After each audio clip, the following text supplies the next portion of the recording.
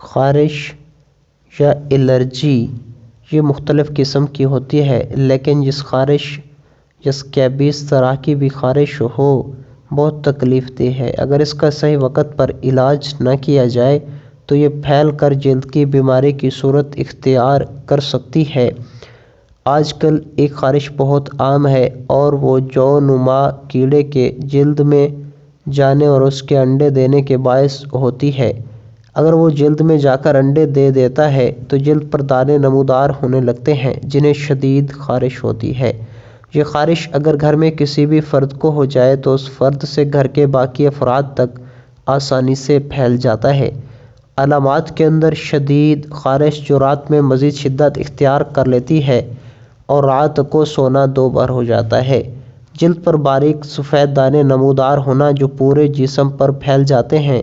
ہتھیلیوں سے جلد کا اترنا، دانوں کا سوکھنا، ان پر کھرنڈ آنا اور جسم پر زخم وغیرہ یہ عام علامات ہیں۔ وجوہات میں یہ اسکن انفیکشن ہے اور جو نما کیڑے جس کا نام اسکیبیزا ہے اس کے جلد میں داخل ہو کر انڈے دینے کے باعث ہوتی ہے۔ متاثرہ شخص سے کسی بھی دوسرے شخص تک آسانی سے منتقل ہو سکتی ہے۔